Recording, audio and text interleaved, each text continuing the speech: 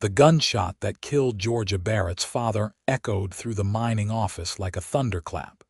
And 3 months later, she could still hear it ringing in her ears as she stood outside the saloon in Oatman, Arizona territory, her hands trembling as she clutched a worn leather satchel to her chest. The year was 1882, and the gold mining town nestled in the Black Mountains had become both her prison and her only refuge since that terrible day when everything had fallen apart. Georgia stared at the dusty street, her stomach churning with equal parts hunger and dread. She had exactly $2.30 to her name, and the boarding house keeper had made it clear that without payment by sunset tomorrow, she would be sleeping in the street. Her father's murderer walked free, protected by the corrupt sheriff who had taken bribes to look the other way. And Georgia had discovered too late that her father had died owing money to half the businessmen in town. Money he had borrowed trying to keep his small mining claim operational, money that now fell to her to repay. The saloon door swung open, and Georgia quickly turned away, not wanting to be seen loitering outside such an establishment.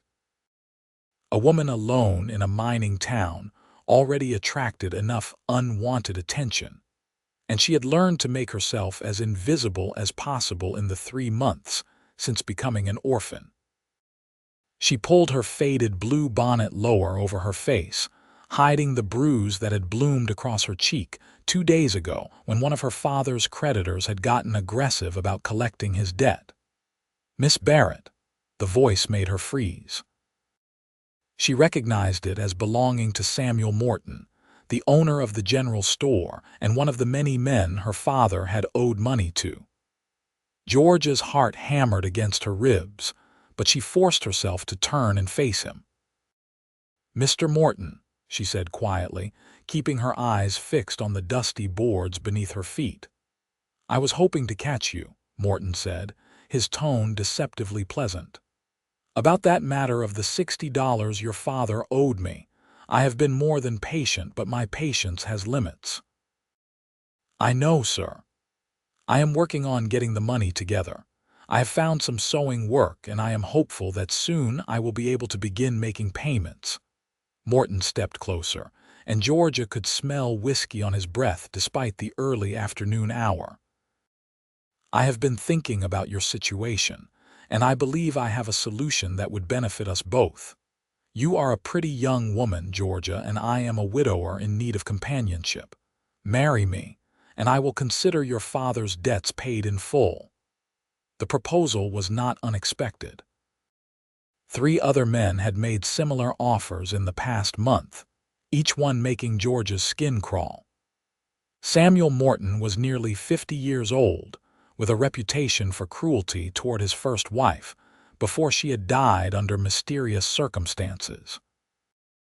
The thought of binding herself to him for life made Georgia feel sick. "I thank you for the offer, Mr. Morton, but I cannot accept. I will find a way to pay what is owed." His hand shot out and gripped her arm hard enough to make her gasp. "You are making a mistake, girl. You think you have options, but you do not. This town will chew you up and spit you out. Accept my generous offer while it still stands." The lady said no.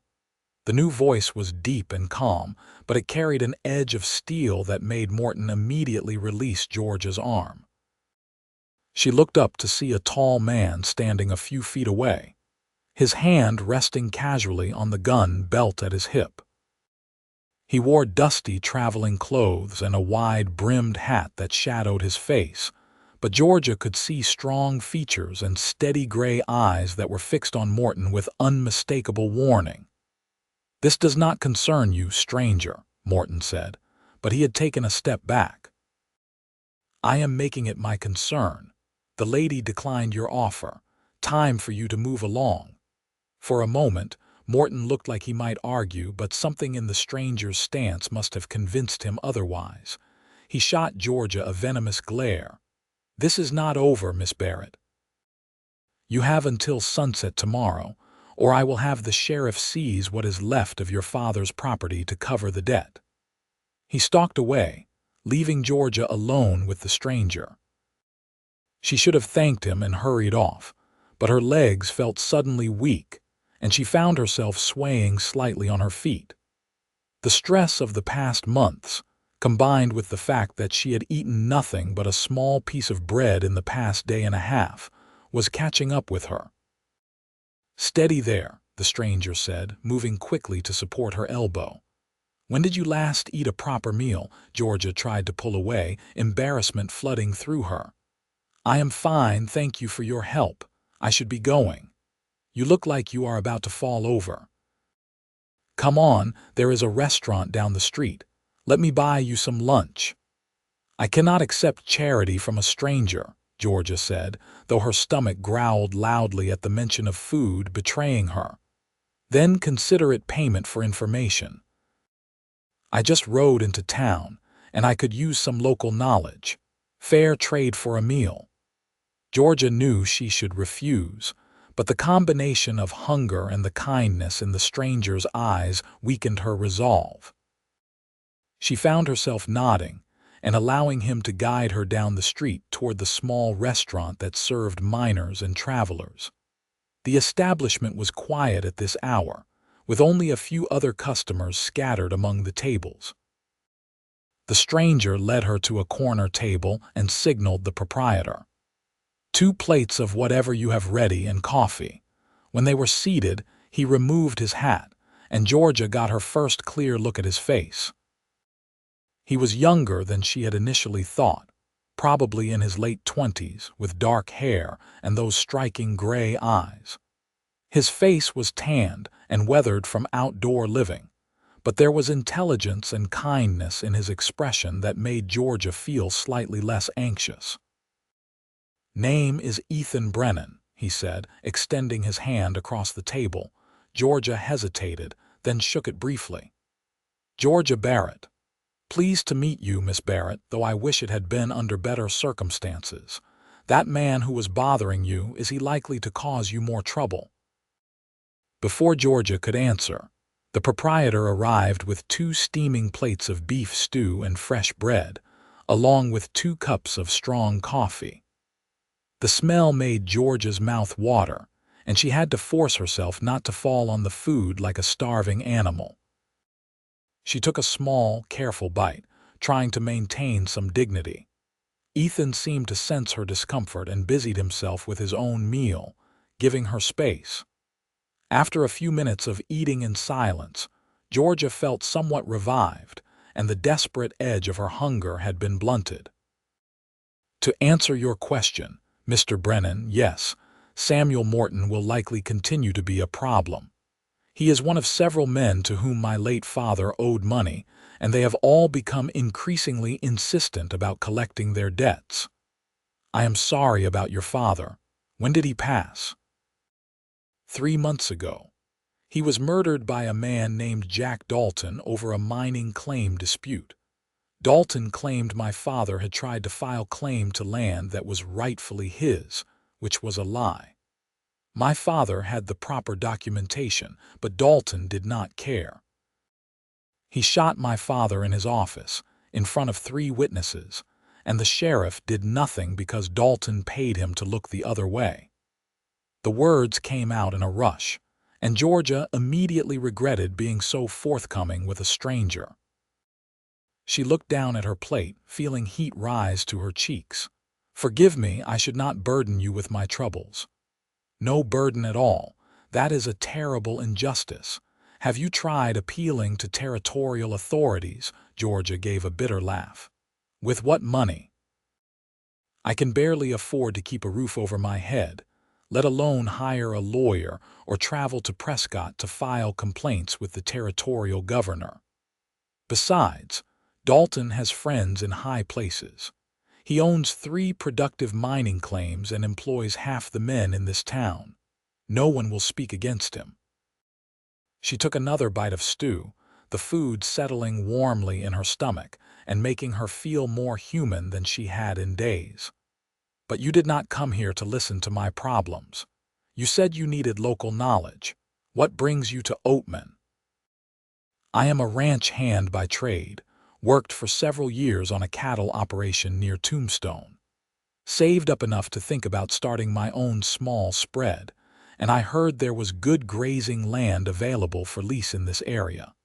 Thought I would come take a look, see if the rumors were true.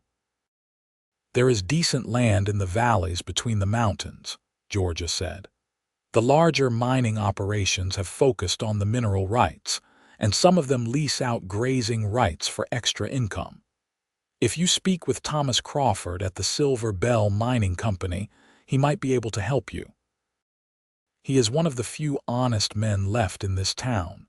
Ethan nodded, studying her with those steady gray eyes. What will you do if you cannot pay off your father's debts? Do you have family elsewhere you could go to? Georgia shook her head. My mother died when I was 8.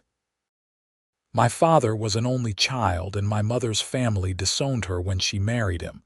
They thought he was beneath her station. I have no one. The admission made her feel hollow inside. She had been completely alone for 3 months, with no one to turn to and no one who cared whether she lived or died. The few women in Oatman who might have offered friendship had kept their distance, not wanting to associate with someone who owed debts and had no male protector. Then I suppose you will need to find a way to earn enough money to pay off those debts and support yourself, Ethan said. What skills do you have? I can read and write, do figures, keep accounts. My father taught me to help him with his business records. I can sew reasonably well, cook, clean. The usual things women are expected to know. Can you teach? Georgia blinked at the unexpected question. I suppose so. I had a good education before my family fell on hard times. Why do you ask? Just seems like a mining town full of families would need a school teacher. Have you considered it? The town does have a small school, but it already has a teacher. Mr. Harrison, a retired professor from back east.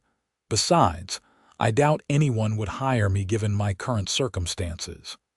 They finished their meal, and Ethan ordered 2 slices of apple pie for dessert. Georgia had not tasted anything so delicious in months, and she had to blink back tears of gratitude as she ate. This stranger had shown her more kindness in 1 hour than anyone in Oatman had shown her in 3 months. When they were finished, Ethan paid the bill and walked with Georgia back out into the dusty street. The sun was beginning its descent toward the western mountains, painting the sky in shades of gold and orange. Where are you staying? Georgia asked. The boarding house where I live has rooms available, and the rates are reasonable. I was planning to make camp outside of town, save my money for the land lease, but I appreciate the suggestion. Georgia felt a pang of disappointment. She had no claim on this man, no reason to expect him to linger in her life. But his kindness had been a bright spot in her dark world, and she was reluctant to see him go. As if reading her thoughts, Ethan said, I will be in town for at least a few days while I meet with the mining company representatives and look at the available land. Perhaps I could buy you dinner tomorrow evening, continue our conversation. Hope fluttered in Georgia's chest, but she quickly tamped it down. That is kind of you, Mr. Brennan, but you have already been more than generous. You owe me nothing. Maybe I enjoy your company, he said with a slight smile. You are intelligent and well-spoken, and I would like to hear more about the area from someone who knows it well. Besides, seems to me like you could use a friend in this town, and I could too. What do you say? Georgia found herself nodding before she could overthink it. All right, thank you. Meet me here at 6 tomorrow evening. I will be here. Ethan tipped his hat to her and walked away toward the livery stable, leaving Georgia standing in the middle of the street, her heart feeling lighter than it had in months. She knew better than to read too much into his kindness. He was simply a decent man who had helped someone in need. But still, the prospect of having dinner with him tomorrow gave her something to look forward to, something to hold on to in the midst of her troubles. She made her way back to the boarding house, a sagging two-story structure at the edge of town that had seen better days. The landlady, Mrs. Fletcher, was in the front parlor when Georgia entered, and she looked up with a disapproving frown.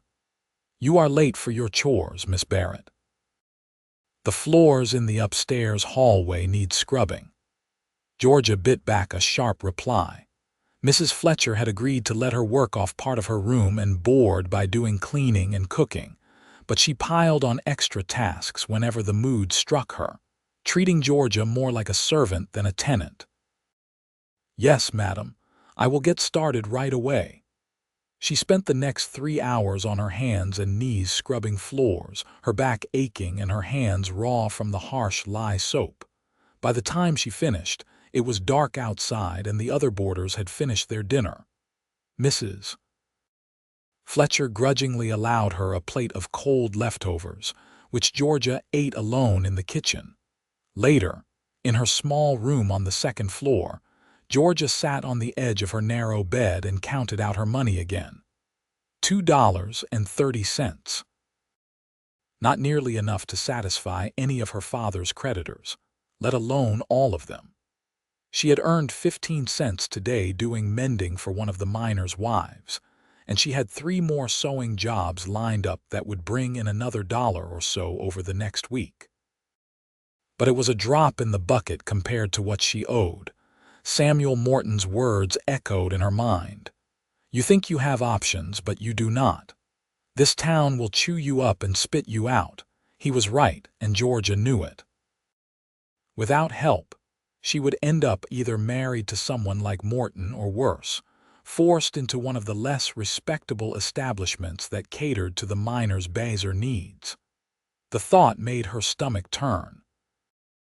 But Ethan Brennan's kindness had reminded her that there were still good people in the world, people who helped without expecting something in return.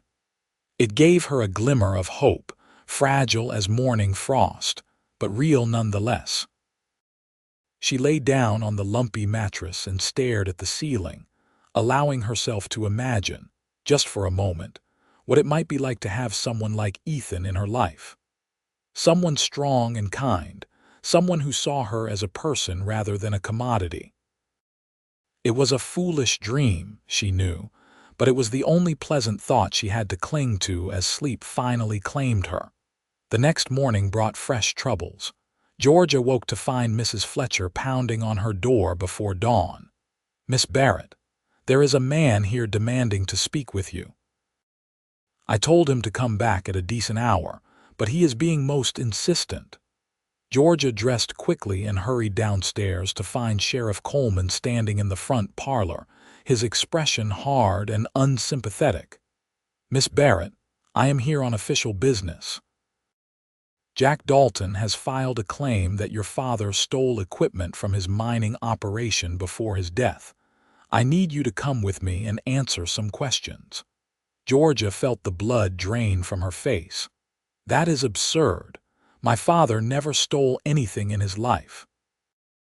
"That may be, but Mr. Dalton has presented evidence and I am required to investigate. You can come willingly, or I can arrest you for obstruction. Your choice." Georgia had no choice at all, and they both knew it. She followed Sheriff Coleman out into the pre-dawn darkness, her mind racing. This was another one of Dalton's schemes, another way to torment her and destroy what little remained of her father's reputation. The sheriff's office was a small adobe building near the center of town. Coleman led her inside and pointed to a wooden chair. "Sit." Georgia sat, her hands clasped tightly in her lap. Jack Dalton emerged from the back room, a satisfied smirk on his face. He was a large man, thick through the shoulders with a mean cast to his features that made Georgia's skin crawl. Well, Miss Barrett, we meet again." "What do you want from me?" Georgia asked, trying to keep her voice steady. "You killed my father and took his mining claim. What more could you possibly want?" "Respect," Dalton said, his voice cold. "Your father spread lies about me all over this town, claiming I murdered him in cold blood, when it was clearly self-defense. Everyone knows he drew on me first." That is a lie, and you know it. There were witnesses who said he was unarmed. Dalton's hand shot out, grabbing her chin roughly and forcing her to look at him. Georgia tried to pull away, but his grip was like iron. You will watch your mouth, girl, or you will find yourself in a cell for theft and slander. The door to the sheriff's office banged open, and Ethan Brennan strode in, his expression thunderous. Take your hands off her. Now. Dalton released Georgia and turned to face Ethan, his eyes narrowing. This is none of your concern, stranger. I am making it my concern. Miss Barrett, are you all right? Georgia nodded, rubbing her sore jaw, her heart pounding. Ethan had come. Somehow he had known she needed help, and he had come. Sheriff, unless you have actual evidence of wrongdoing, I suggest you let Miss Barrett go. Otherwise, I will be filing a complaint with the territorial marshal about harassment and intimidation.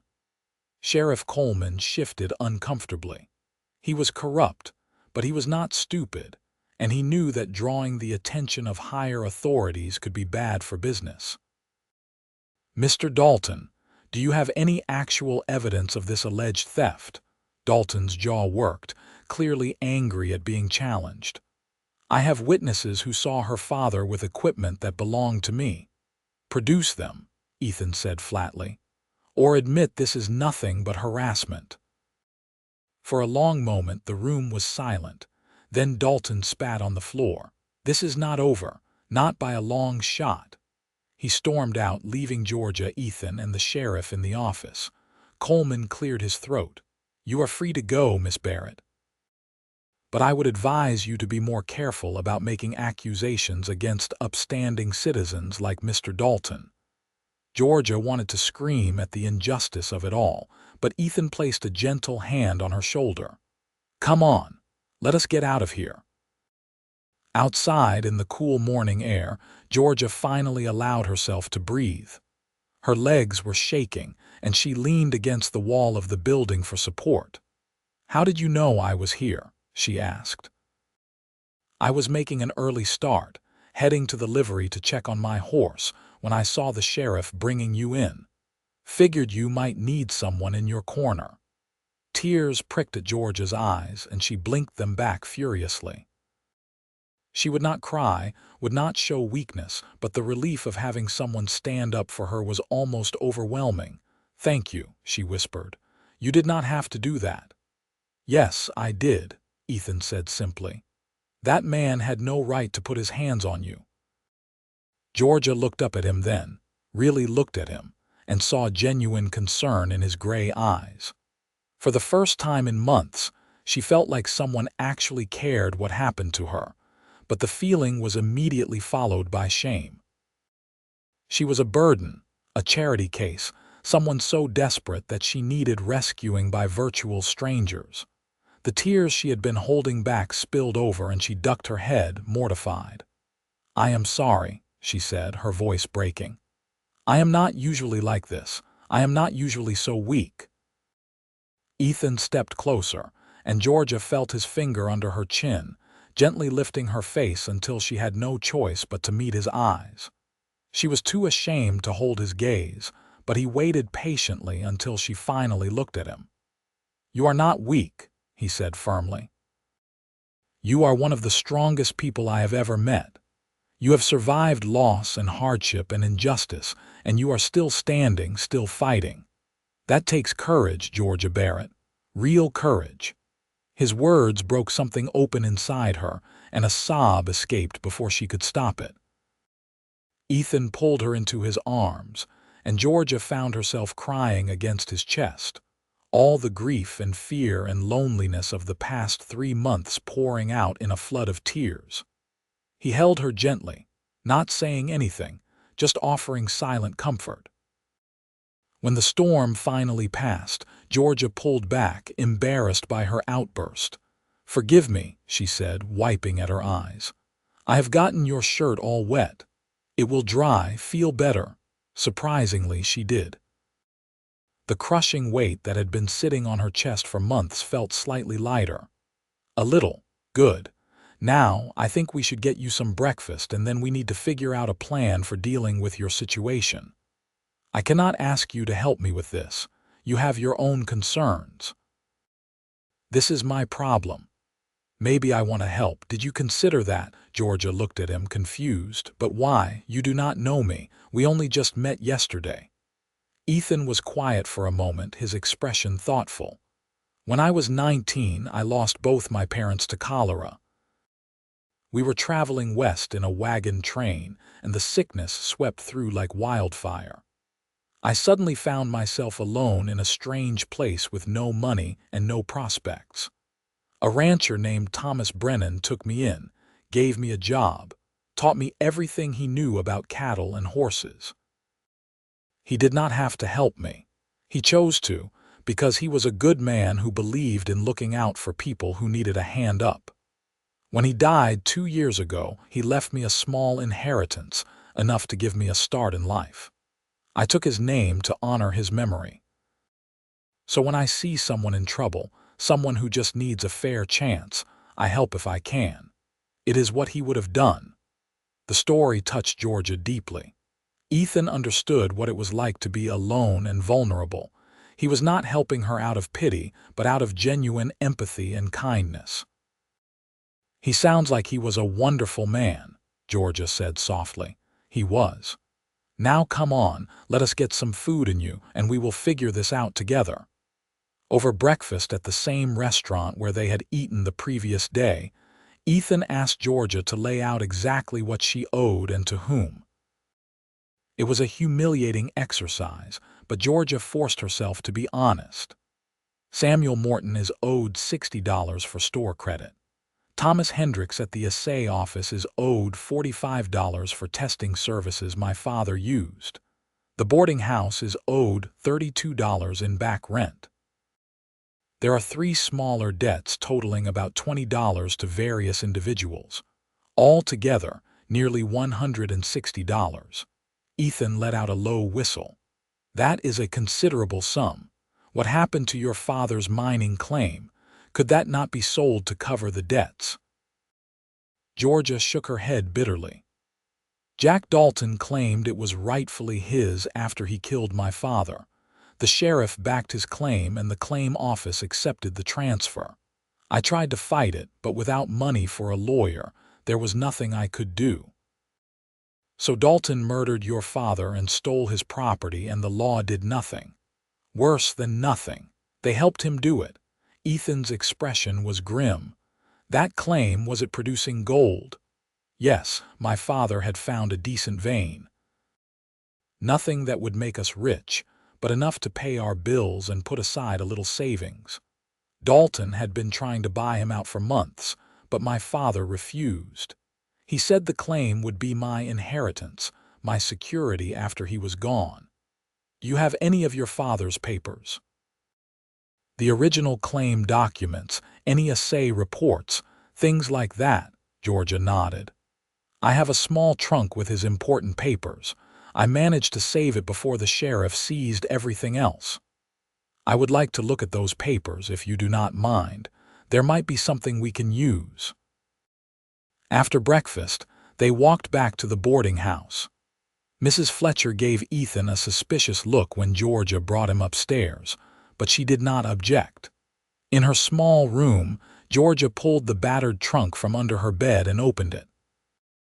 Inside were her father's claim documents, carefully preserved in oilcloth. Ethan studied them carefully, his brow furrowed in concentration. These are solid, he said finally. Your father filed everything properly, and his claim predates Dalton's by 3 months. According to territorial law, your father had the superior claim. I tried to tell that to the claim office, but they said Dalton's witnesses proved my father had gotten his dates wrong, that he had actually filed later and was trying to jump Dalton's claim. Witnesses that Dalton paid for, no doubt. Ethan sat back, thinking. What we need is someone with legal authority who is not in Dalton's pocket, someone who can review this evidence impartially. That would require going to Prescott and appealing to the territorial authorities. I do not have the money for such a trip, and even if I did, I would need to pay a lawyer to present the case. What if I covered those costs? Georgia stared at him. I could not possibly accept that. It would take months to pay you back if I ever could. Consider it an investment. If we can prove Dalton stole your father's claim, you could sue for damages. The claim itself is worth far more than $160. You could pay off your debts and have a solid income for years to come. The idea was tempting, almost desperately so, but Georgia forced herself to think it through. Even if the territorial authorities ruled in my favor, Dalton would not give up the claim without a fight. He is a dangerous man, Ethan. He killed my father without hesitation. I would not want you putting yourself in danger on my account. Ethan met her eyes steadily. I am not afraid of Jack Dalton, and I think you are worth fighting for, Georgia Barrett. The simple declaration made Georgia's heart skip. She wanted to believe him, wanted to believe that someone thought she had value, but years of hardship had taught her to be cautious. Why are you doing this? She asked quietly. You could find land anywhere. Why involve yourself in my troubles? Ethan was quiet for a long moment, and when he spoke, his voice was careful, measured. Yesterday, when I saw you standing outside that saloon, you looked so lost and alone. It reminded me of how I felt after my parents died. And when you talked about your father's murder, the injustice of it, I saw something in your eyes. Strength. Determination. You have been knocked down, but you have not stayed down. I admire that. And I suppose I saw an opportunity to do something good, to help someone who deserves better than what life has handed her. Is that enough of a reason? It was not the whole truth, Georgia sensed. There was something else, something Ethan was not saying. But she also sensed that he was sincere in his desire to help her, and right now, that was enough. If we do this, she said slowly, if we really try to fight Dalton and reclaim my father's property, we need to be smart about it. Dalton has the sheriff in his pocket, and he employs a lot of rough men. We would need to move carefully. Agreed. First step is to get copies of these documents notarized and send them to the Territorial Land Office in Prescott. I will include a letter explaining the situation and requesting a formal review. That will create an official record and put Dalton on notice that his claim is being challenged. He will retaliate. He will not just sit back and let this happen. Probably. Which is why you need to be somewhere safe. Is there anywhere you could stay besides this boarding house? Somewhere Dalton and his men could not easily get to you, Georgia thought for a moment. There is a family, the Crawfords, who live on a small ranch about 5 miles outside of town. Thomas Crawford owns the Silver Bell Mining Company. I mentioned him yesterday. He and my father were friends, and after my father died, Mrs. Crawford offered to take me in. I refused because I did not want to be a burden, but I think they would still help if I asked. Then that is what you should do. Pack what you need and let me take you out there today. Once you are somewhere safe, I can start putting the legal process in motion. Georgia felt a rush of gratitude and hope. For the first time since her father's death, she felt like she had a real chance at justice, at reclaiming her life. But the feeling was tempered by fear. Dalton was powerful and ruthless, and going against him could get them both killed. Ethan, I need you to understand what you are getting into. Jack Dalton is not just some bully who will back down when challenged. He is a killer. If he feels threatened, he will not hesitate to use violence. I understand. But Georgia, if no one stands up to men like Dalton, they will keep hurting people. Your father deserves justice, and you deserve to have your life back. I am willing to take that risk if you are. Georgia took a deep breath and nodded. All right, let us do this. They spent the next hour making preparations. Georgia packed her few belongings into a carpet bag. including her father's papers and the small amount of money she had saved. She settled her account with Mrs. Fletcher, who seemed unsurprised that Georgia was leaving. "Trouble follows you, Miss Barrett," the landlady said sourly. "I hope you find better fortune elsewhere." Ethan had rented a wagon from the livery, and they loaded Georgia's trunk and bag into the back. As they drove out of Oatman, Georgia looked back at the dusty town that had been her prison for 3 months, and she felt a complicated mix of relief and apprehension. The Crawford Ranch was a modest spread with a small house and several outbuildings. As they approached, Georgia saw Rebecca Crawford working in the vegetable garden, and when the older woman looked up and recognized her, a smile broke across her face. "Georgia, what a wonderful surprise." Rebecca was a kind-faced woman in her early 50s, with graying brown hair and warm hazel eyes. She hurried over as Ethan helped Georgia down from the wagon. "Mrs. Crawford, I hope I am not intruding. You once offered to let me stay with you, and I was hoping that offer might still stand."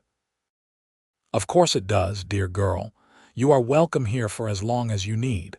Thomas will be so pleased to see you." She turned her attention to Ethan, her expression curious but welcoming. "And who is your friend?" "This is Ethan Brennan. He has been helping me with some legal matters regarding my father's mining claim." "Then you are doubly welcome, Mr. Brennan. Any friend of George's is a friend of ours. Come inside, both of you. I will put coffee on." The Crawford home was warm and comfortable, filled with the kind of small touches that spoke of a happy family life. Thomas Crawford arrived home an hour later, and when he heard George's story and learned about Ethan's plan to challenge Dalton's claim, his expression turned serious. "I always knew Dalton had your father killed, but I could never prove it," Thomas said. "If you are really going to take him on, you will need to be careful. The man is dangerous, and he has friends in low places." "That is why I wanted Georgia somewhere safe while I handle the legal proceedings," Ethan said. Thomas nodded approvingly. "She will be safe here. I employ 3 ranch hands, all good men, and we are far enough from town that Dalton's men cannot easily make trouble." "But what about you, Mr. Brennan? Where will you stay?" "I have been camping outside of town, but I suppose I should find something more permanent if I am going to be here for a while." "Stay with us," Rebecca said immediately. "We have a spare room, and it would make me feel better knowing you were close by to coordinate with Georgia about the legal matters." Ethan started to protest, but Thomas cut him off. "It is settled. Consider it payment for helping Georgia. The Lord knows she deserves someone in her corner." Over dinner that evening, Georgia felt something she had not experienced in months, a sense of safety and belonging. The Crawfords treated her like family, and Ethan fit easily into the household dynamic. Watching him talk with Thomas about ranching and cattle, Georgia felt a warmth in her chest that had nothing to do with the food or the fire. She caught herself studying Ethan's profile, the strong line of his jaw, the way his eyes crinkled slightly when he smiled. He was handsome, there was no denying that, but it was more than physical attraction. There was something about his quiet strength, his steady reliability that drew her to him. As if sensing her gaze, Ethan looked over and met her eyes.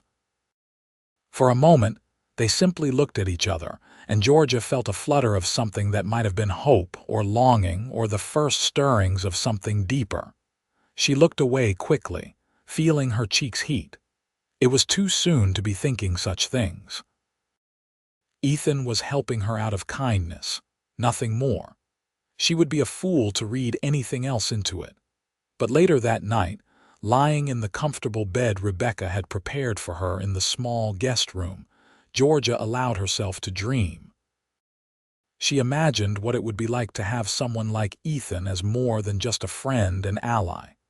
Someone to share her life with, to build a future with. It was a dangerous dream, she knew. She had nothing to offer him but trouble and debt. But still, as she drifted off to sleep, she held that dream close, a small light in the darkness. The next morning, Ethan rode into Oatman to send a telegram to a lawyer he knew in Prescott, outlining the situation and requesting assistance. He also visited the land office to request copies of all documents related to the disputed mining claim. The clerk was unhelpful and suspicious, but Ethan was persistent, and he eventually left with the papers he needed. When he returned to the Crawford ranch that afternoon, he found Georgia helping Rebecca with the laundry. She looked different out here, away from the oppressive atmosphere of the town. Her face had more color, and there was a lightness to her movements that had been absent before. "Any luck?" she asked when she saw him. "Some. I sent the telegram and got the copies we need. The lawyer should respond within a few days. In the meantime, I think we should gather statements from anyone who might have witnessed what happened between your father and Dalton." Georgia's expression clouded. "The witnesses were all miners who worked for Dalton. They claimed my father drew first, which was a lie, but they were being paid to say it. I doubt any of them will change their story now." "Maybe not, but there might be others who saw or heard something." "Your father must have had friends, people he trusted. They might know things that could help our case." Over the next week, Georgia and Ethan worked together to build their case. They spoke with several of her father's former associates, and while no one had actually witnessed the shooting, they were able to establish a pattern of harassment and intimidation by Dalton leading up to the murder. One man, a grizzled old miner named Pete Henderson, provided particularly valuable information. "Your daddy came to me 2 days before he died," Pete told Georgia, his weathered face creased with sadness. "He said Dalton had made threats, told him to sell the claim or face consequences." "Your father was scared, Miss Barrett, but he was determined not to give in. He said that claim was your future, and he would die before he let Dalton take it from you." Georgia felt tears prick her eyes. "Did he tell anyone else about these threats?" "He mentioned it to Thomas Crawford and to the assayer, Hendricks. But when the sheriff investigated, he claimed there was no evidence of any threats, said it was just a business dispute that got out of hand." Ethan took careful notes, documenting everything. By the end of the week, they had statements from 5 different people attesting to Dalton's threatening behavior and to the suspicious circumstances surrounding the shooting. The lawyer from Prescott, a sharp-eyed man named William Cartwright, arrived in Oatman 10 days after Ethan had sent the initial telegram. He reviewed all the evidence Georgia and Ethan had gathered and nodded approvingly. "This is good work. You have built a solid case for fraud and wrongful death. The Territorial Land Office will have to launch a formal investigation, and if they rule in your favor, Dalton will be forced to relinquish the claim and possibly face criminal charges." "How long will that take?" Georgia asked. "Several weeks at minimum, possibly months. The territorial bureaucracy moves slowly. In the meantime, I would advise you to stay out of sight and let me handle all official communications." "Dalton is going to be very unhappy when he receives notice of the investigation, and unhappy men do stupid things." Cartwright's prediction proved accurate. 3 days after he filed the formal complaint with the territorial authorities, Jack Dalton showed up at the Crawford Ranch with 4 armed men. Thomas met them at the property line, his own rifle held casually but ready. "This is private property, Dalton. State your business or move on." "I want to talk to Georgia Barrett. I know she is here." "Miss Barrett is under my protection. You have no business with her." Dalton's face darkened. "She is making false accusations against me, trying to steal my mining claim. I have every right to confront her." "Your claim, is it?" Funny how it was her father's claim until you murdered him for it. Careful, Crawford. That sounds like slander. It is only slander if it is not true. Thomas's voice was hard as iron. Now get off my land before I have you arrested for trespassing. From inside the house, Georgia watched through the window, her heart pounding. Ethan stood beside her, his hand resting on his gun. If he tries anything, get behind the furniture and stay down, Ethan said quietly. But after a tense moment, Dalton wheeled his horse around and rode off, his men following. The threat in his eyes as he looked toward the house was unmistakable. "He is not going to let this go," Georgia said, her voice shaking. "No, he is not, but we are not backing down either." Over the following weeks, a strange sort of routine developed.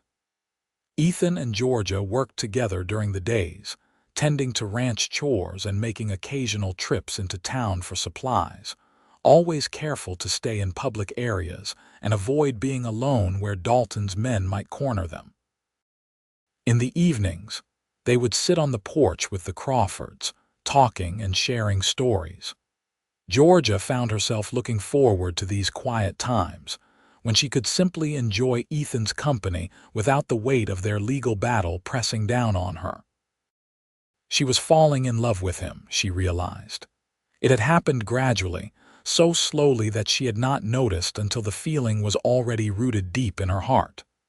The way he listened when she talked, really listened, like her words mattered.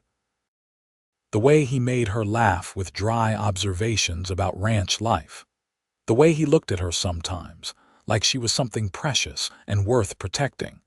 But Georgia kept her feelings locked away. Ethan had never given any indication that he saw her as more than someone who needed his help. He was kind and attentive, but he was kind and attentive to everyone. She would not embarrass herself or jeopardize their friendship by revealing emotions that were almost certainly one-sided. One evening, about 6 weeks after Georgia had moved to the Crawford Ranch, she and Ethan were walking back from checking on the cattle in the north pasture. The sun was setting, painting the desert in shades of gold and crimson, and the air had the pleasant coolness that came with twilight. "I got a letter from Cartwright today," Ethan said. "The Territorial Land Office has completed their preliminary investigation. They found significant irregularities in how Dalton acquired the claim, and they are ordering a formal hearing to determine rightful ownership." Georgia stopped walking, hardly daring to believe it. "Does that mean we might actually win?" "It means we have a real chance. The hearing is scheduled for 3 weeks from now in Prescott. We will both need to testify along with anyone else who has relevant information." "What about Dalton? Will he be there?" "He will have to be if he wants to defend his claim. But it will be in a proper courtroom with a territorial judge presiding. He will not be able to intimidate or threaten anyone like he does here." Joy and fear warred in Georgia's chest. This was what she had been fighting for, a chance at real justice. But it also meant confronting Dalton directly, reliving the worst day of her life in front of strangers. "I do not know if I can do it," she admitted. "Stand up in a courtroom and talk about my father's death while Dalton sits there listening." Ethan turned to face her, his expression gentle. "You are stronger than you think, Georgia, but you will not be alone. I will be right there with you, and so will Cartwright. We will get through it together." "Why do you have so much faith in me?" The question came out before Georgia could stop it. "You barely know me, yet you have turned your whole life upside down to help me. Why?"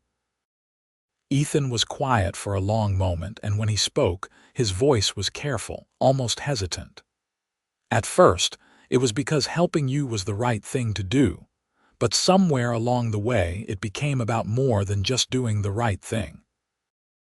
Georgia, these past weeks, getting to know you, spending time with you, it has meant more to me than I know how to say. You are smart and brave and good, and being around you makes me want to be a better man." Georgia's heart was pounding so hard she was sure he must be able to hear it. Ethan, I know I have no right to say these things, he continued, the words coming faster now, like he needed to get them out before he lost his nerve. You have enough to deal with without me complicating things. But I cannot keep pretending that I do not feel something for you, something that goes beyond friendship or simple kindness. Georgia stared at him, scarcely able to believe what she was hearing. You care for me, truly, more than care. I think I am falling in love with you, Georgia Barrett. I know the timing is terrible, and I know you probably do not feel the same way, but I needed you to know. I needed to be honest with you. Tears filled Georgia's eyes, but for once they were tears of joy rather than grief. You think I do not feel the same way. Ethan, I have been in love with you for weeks. I just never thought someone like you could ever see me as anything more than a charity case. Ethan reached out and cupped her face gently in his hands. You have never been a charity case to me. From the moment I met you, I saw someone extraordinary. Someone worth fighting for.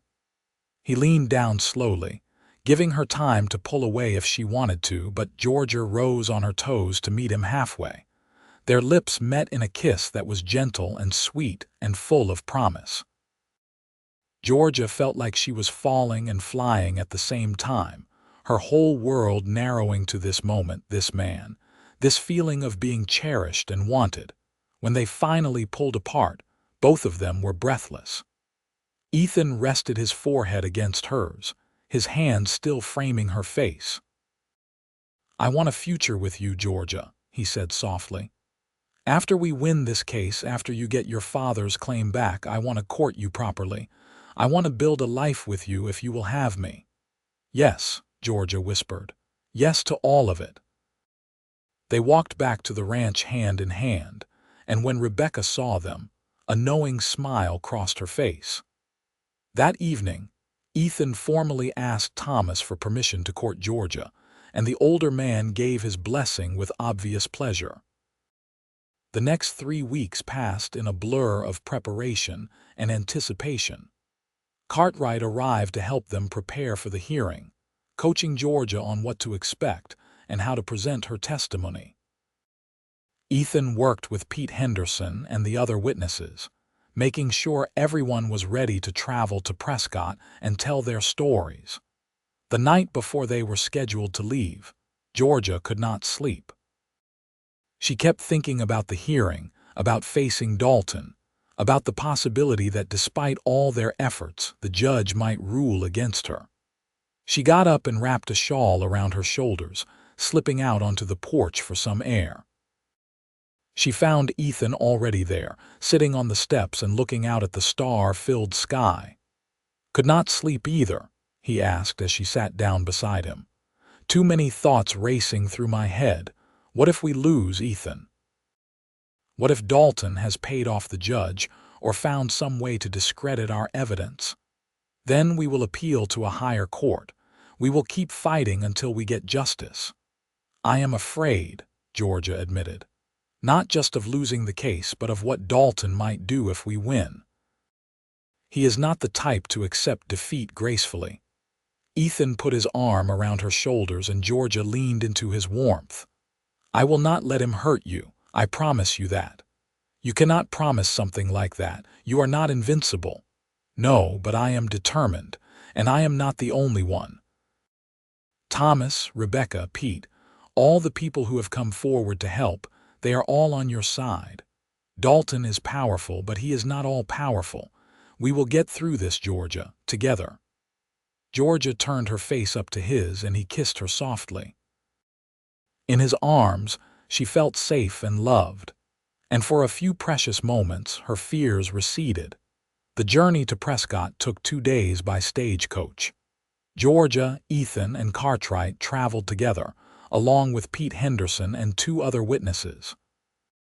Jack Dalton and his lawyer, a slick city attorney named Marcus Blackwell, were on the same coach, and the atmosphere was tense and hostile. Dalton spent most of the journey glaring at Georgia, his eyes full of malice. More than once, Ethan had to restrain himself from confronting the man. Only Cartwright's calming presence kept the situation from boiling over. Prescott was the territorial capital, a bustling town much larger than Oatman. The hearing was scheduled to take place in the territorial courthouse, an impressive building that made Georgia feel very small and insignificant. On the morning of the hearing, Cartwright met with Georgia and Ethan to go over final preparations. "Remember, stay calm and stick to the facts," he advised Georgia. "Blackwell will try to rattle you to make you appear emotional or unreliable. Do not let him. Answer his questions simply and directly, and if you do not know something, just say so. Do not guess or speculate." The courtroom was imposing, with high ceilings and dark wood paneling. Judge Samuel Morrison presided, a stern-faced man in his 60s who had a reputation for fairness and intolerance of corruption. Dalton's lawyer presented his case first, arguing that Georgia's father had attempted to file a fraudulent claim on land that rightfully belonged to his client. He presented the witnesses who claimed they had seen Georgia's father attack Dalton, forcing him to shoot in self-defense. When it was Cartwright's turn, he methodically dismantled Dalton's narrative. He presented the original claim documents showing that Georgia's father had filed first. He called Pete Henderson and the other witnesses, who testified to Dalton's threats and pattern of intimidation. Then it was Georgia's turn to testify. She walked to the witness stand on trembling legs, acutely aware of Dalton's cold eyes fixed on her. Cartwright's questions were gentle, allowing her to tell her story in her own words. She described her father's discovery of the gold vein, Dalton's attempts to buy the claim, and the threats that had preceded her father's death. Then Blackwell stood up for cross-examination, and his questions were sharp and accusatory. "Is it not true, Miss Barrett, that your father was in significant debt at the time of his death?" "Yes, but—" "Yes or no answers, please. He owed money to multiple creditors, correct?" "Yes." "And is it not possible that in his desperation to pay these debts, he attempted to file a claim on land that he knew belonged to Mr. Dalton?" "No. That is not true. My father's claim was legitimate. But you have no actual proof of that, do you? You were not present when the claim was filed. You have only your father's word, and he is conveniently dead and unable to corroborate your story." Georgia felt her temper rising, but she forced herself to stay calm. "I have the original claim documents, properly filed and stamped by the Territorial Land Office. Documents that could have been backdated or forged." "Objection," Cartwright said sharply. "Counsel is speculating without any evidence of forgery." "Sustained," Judge Morrison said. "Mr. Blackwell, stick to questions based on facts, not wild theories." Blackwell changed tactics. "Miss Barrett, is it true that you are being financially supported by Mr. Brennan?" Georgia felt heat rise to her face. "Mr. Brennan has provided assistance with legal fees, yes. And you are living on his property." "I am staying with the Crawford family." "Mr. Brennan is also a guest there." "How convenient. Tell me, Miss Barrett, what exactly is the nature of your relationship with Mr. Brennan?" "Objection." Cartwright was on his feet. "Miss Barrett's personal relationships are irrelevant to this case." "I disagree, Your Honor," Blackwell said smoothly. "It goes to credibility. This entire case rests on Miss Barrett's word, and if she is romantically involved with the man funding her legal battle, it raises questions about her motivations." Judge Morrison frowned. "I will allow the question, but tread carefully, Mr. Blackwell." Georgia lifted her chin. "Mr. Brennan and I are courting, yes, but that has no bearing on the facts of this case. My father's claim was legitimate, filed before Mr. Dalton's, and Jack Dalton murdered my father to steal it. That is the truth, regardless of my relationship with Ethan Brennan." The truth according to a desperate young woman who stands to gain financially from this proceeding, Blackwell said with a cold smile. I have no further questions. Georgia returned to her seat beside Ethan, her hands shaking. He took her hand and squeezed it gently. You did well, he whispered. You told the truth, and that is all that matters. After both sides had presented their evidence and arguments, Judge Morrison called for a recess to review the materials. Georgia, Ethan, and Cartwright waited in a small room adjacent to the courtroom, the minutes stretching into hours. Finally, a clerk appeared and summoned them back. Judge Morrison looked severe as he took his seat and opened a leather-bound folder. I have reviewed all the evidence and testimony presented in this matter, he began. This case involves serious allegations of fraud, intimidation, and wrongful death. After careful consideration, I find that the preponderance of evidence supports Miss Barrett's claim. The original filing documents clearly show that her father, Mr. James Barrett, filed his mining claim on March 15, 1882, 3 months before Mr. Dalton filed his claim on the same parcel. The testimony of multiple witnesses establishes a pattern of threats and intimidation by Mr. Dalton toward Mr. Barrett in the weeks leading up to his death. Furthermore, the circumstances surrounding Mr. Barrett's death are highly suspicious, and I am recommending that the territorial marshal investigate whether criminal charges should be filed. Georgia felt tears streaming down her face as the judge continued. I hereby rule that the mining claim known as the Lucky Strike, located in the Black Mountains near Oatman, Arizona Territory, is the rightful property of Miss Georgia Barrett, as heir to her father's estate. Mr. Dalton is ordered to cease all operations on the property immediately, and to provide a full accounting of all gold extracted from the claim since he wrongfully took possession. Miss Barrett is entitled to compensation for the value of that gold, to be determined in a separate proceeding. This court is adjourned. The gavel came down and Georgia turned to Ethan, laughing and crying at the same time. He pulled her into his arms, holding her tight as she shook with relief and joy. We did it, she whispered. We actually did it. You did it, Ethan corrected. Your courage, your determination, that is what won this case. Cartwright was beaming. Congratulations, Miss Barrett. This is a tremendous victory. Across the courtroom, Jack Dalton stood with his lawyer, his face twisted with rage. As Georgia watched, he shook off Blackwell's restraining hand and stalked toward them. This is not over, he snarled.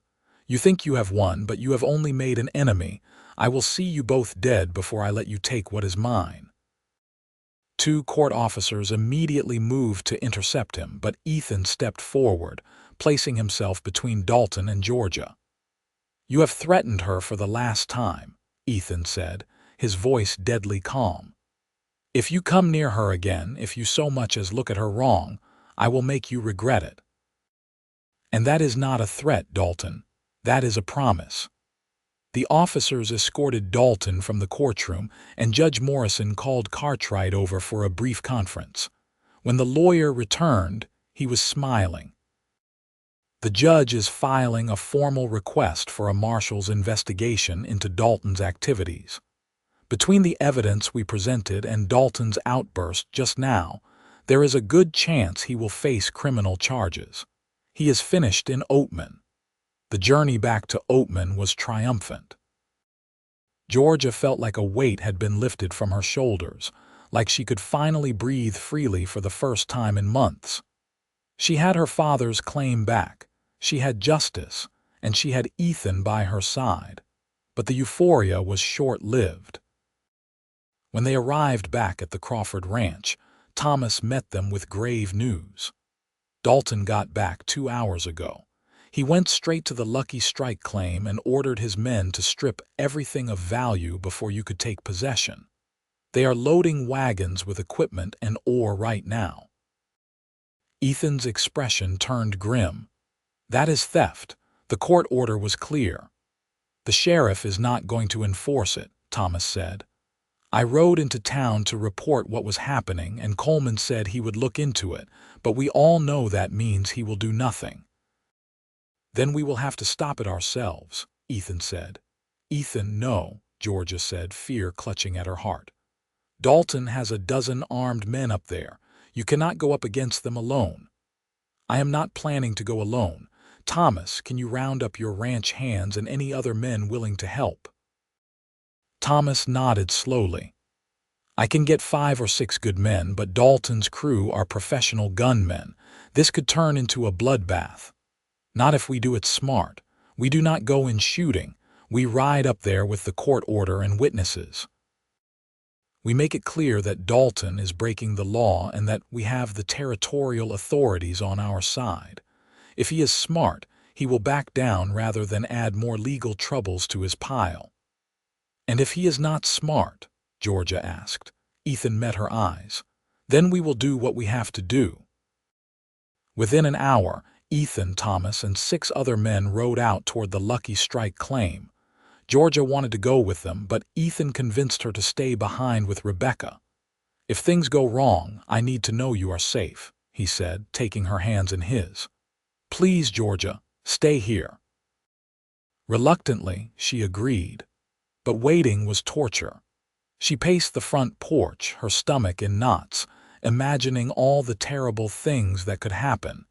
It was nearly dark when she heard the sound of horses approaching. Georgia's heart leaped into her throat as she ran down the drive, relief flooding through her when she saw Ethan at the head of the group, unharmed. He dismounted and caught her as she threw herself into his arms. It is over. Dalton backed down. What happened? When we rode up, Dalton and his men were loading the last wagon. Ethan showed them the court order and told them the territorial marshal would be arriving within the week to investigate.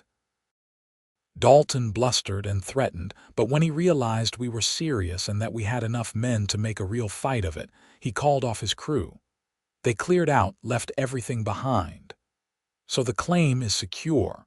The claim is yours, Georgia, truly yours now. That night, the Crawfords hosted a celebration dinner. Georgia could hardly believe that after so many months of struggle and fear, she was finally free. She owned the Lucky Strike outright, with enough gold already extracted to pay off all her father's debts and have a substantial sum left over. But even more precious than the gold was the man sitting beside her. The man who had believed in her when she had barely believed in herself. Later, when the celebration had wound down and the others had gone to bed, Georgia and Ethan sat together on the porch, watching the stars. What will you do now? Ethan asked. Now that you have your claim back and your debts are paid, Georgia had been thinking about that question all evening. I want to keep the mine operational, but I will need help. I do not know anything about managing a mining operation. You could hire a foreman, someone with experience. I could. Or, Georgia took a deep breath, gathering her courage, or I could ask the man I love to be my partner, in the mine and in life. Ethan turned to face her, his eyes searching hers. Georgia, are you saying what I think you are saying? I am saying that I love you, Ethan Brennan. I am saying that I want to spend the rest of my life with you, building something together. The mine, a ranch, a family, all of it. A slow smile spread across Ethan's face. I want all of that too. More than I have ever wanted anything. He slid off the porch step and knelt in front of her. Georgia Barrett, will you marry me? Joy burst through Georgia's chest like sunlight. Yes, yes, 1,000 times yes. Ethan pulled a simple gold ring from his pocket. I bought this in Prescott, after the hearing. I was waiting for the right moment to ask. He slipped the ring onto her finger, and Georgia looked at it through tears of happiness. It was not fancy or expensive, but it was perfect. A symbol of everything they had been through together and everything they would build in the future. They were married 6 weeks later in a simple ceremony at the Crawford Ranch. Rebecca insisted on making Georgia's wedding dress, a beautiful creation of ivory silk that made Georgia feel like a princess. Thomas walked her down the makeshift aisle in the front yard, and Pete Henderson and several other friends from town came to witness the ceremony. As Georgia stood before the traveling preacher and looked into Ethan's eyes, she thought about how far she had come. 6 months ago, she had been alone and desperate, with no hope and no future. Now she had a husband who loved her, a business that was thriving, and a community of friends who had stood by her. The preacher pronounced them man and wife, and when Ethan kissed her, Georgia felt like her heart might burst with happiness. They spent their wedding night at the ranch, in the room that had been Ethan's, and Georgia gave herself to her husband with joy and trust. Ethan was gentle and patient, making their first time together sweet and memorable. Afterward, lying in his arms, Georgia traced the line of his jaw with her finger. "I love you, husband. I love you too, wife, more than words can say." In the months that followed, Georgia and Ethan built a life together that exceeded Georgia's wildest dreams. They hired a foreman to manage the daily operations of the Lucky Strike, and with the income from the mine, they purchased a small parcel of land adjacent to the Crawford Ranch and built a house. Ethan also leased grazing land from the Silver Bell Mining Company and started a small cattle operation, just as he had originally planned when he first came to Oatman. He was in his element, working with horses and cattle, and Georgia loved watching him do what he was born to do. A year after their wedding, Georgia discovered she was pregnant. She told Ethan one evening as they sat on the porch of their home, watching the sunset paint the desert in shades of gold and crimson. "I am going to have a baby," she said, taking his hand and placing it on her still flat stomach. Ethan's face went through a dozen emotions in the span of a heartbeat: shock, joy, wonder, fear. "A baby. We are going to have a baby. In about 7 months, yes."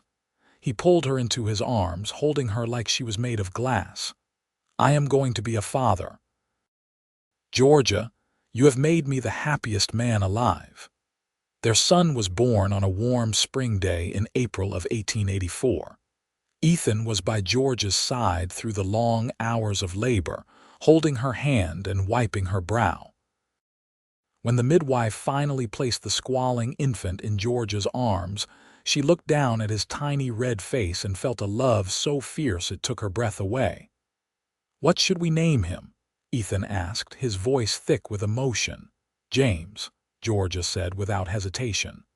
"After my father. James Ethan Brennan." "It is perfect." Little Jamie, as they called him, was a happy, healthy baby who grew strong and curious. By the time he was 2, Georgia was pregnant again, this time with a daughter they named Rebecca, after the woman who had taken Georgia in when she had nowhere else to go. The years passed in a blur of joy and hard work. The mine continued to produce, providing a steady income that allowed Ethan to expand the ranch. They built a proper house with 4 bedrooms, a large kitchen, and a front porch where the family would gather in the evenings. Georgia and Ethan's partnership extended beyond their marriage. She managed the business side of both the mine and the ranch, keeping accounts and handling negotiations, while Ethan focused on the practical operations. They made a formidable team, and their success became the talk of Oatman. Jack Dalton, meanwhile, had fallen on hard times. The territorial marshal's investigation had uncovered evidence of multiple fraudulent mining claims and at least 2 suspicious deaths. Dalton fled Arizona Territory before he could be arrested, and rumor had it he died in a barroom shooting in Nevada 2 years later. Georgia felt no satisfaction in his downfall, only relief that he could never hurt anyone else. Sheriff Coleman was removed from office after his ties to Dalton came to light, and a new, honest lawman took his place. Slowly, Oatman began to clean up its act, becoming a more respectable town. On their 10th wedding anniversary, Ethan took Georgia back to the spot where they had first kissed, the path between the Crawford Ranch and the North Pasture. The landscape had not changed much, but they had, weathered by time and hardship and joy. "You remember what I told you that night?" Ethan asked, taking her hands in his.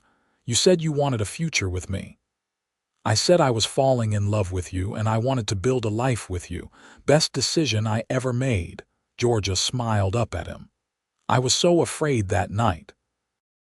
Afraid of hoping, afraid of believing that someone could actually love me. And now I know that love is the strongest thing in the world. It can survive anything, overcome anything. You taught me that, Ethan. You showed me that I was worth fighting for." He pulled her close, and she rested her head on his chest, listening to the steady beat of his heart. "You were always worth fighting for, Georgia. You just needed someone to remind you." They stood there as the sun set. Two people who had found each other against all odds and built something beautiful from the ashes of tragedy. By the time their children were grown, Georgia and Ethan had become pillars of the Oatman community.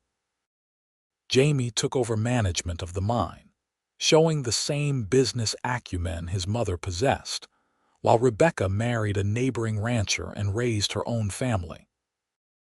Georgia and Ethan had 3 more children over the years, 2 more sons and another daughter, and their home was always full of life and laughter. The Lucky Strike mine continued to produce for another 20 years, providing employment for dozens of families and helping Oatman grow into a prosperous town. On a warm summer evening in 1912, Georgia and Ethan sat on their porch, surrounded by their children and grandchildren. Jamie's son, a bright-eyed boy of 7, climbed into Georgia's lap. "Grandmother, will you tell us the story again, about how you and grandfather met?" Georgia smiled and looked at Ethan, who grinned back at her. They had told this story dozens of times, but it never got old. "Well," Georgia began, "it was a long time ago when this town was very different. I was all alone with no money and no hope, and I thought my life was over. But then a cowboy rode into town and everything changed." "Was it love at first sight?" one of Rebecca's daughters asked. "Not exactly," Ethan said with a laugh. "Your grandmother was too busy being stubborn and independent to notice how charming I was." "That is not true," Georgia protested. "I noticed. I just did not think someone like you could ever see anything worthwhile in someone like me." "That was your first mistake," Ethan said, reaching over to take her hand. "You have always been the most worthwhile person I have ever known." After 30 years of marriage, his words still had the power to make her heart flutter. Georgia squeezed his hand, feeling the calluses earned from decades of honest work, and thought about how blessed she had been. She had lost so much: her father, her innocence, her sense of security. But in losing everything, she had found something far more valuable. She had found love, real and true and lasting. She had found purpose and partnership. She had found home. As the sun set over the Arizona desert and her family gathered around her, Georgia Barrett Brennan looked at the life she had built and knew that every struggle, every hardship, every moment of fear and doubt had been worth it. Because all of it had led her here, to this moment, to this man, to this life. And she would not change a single thing.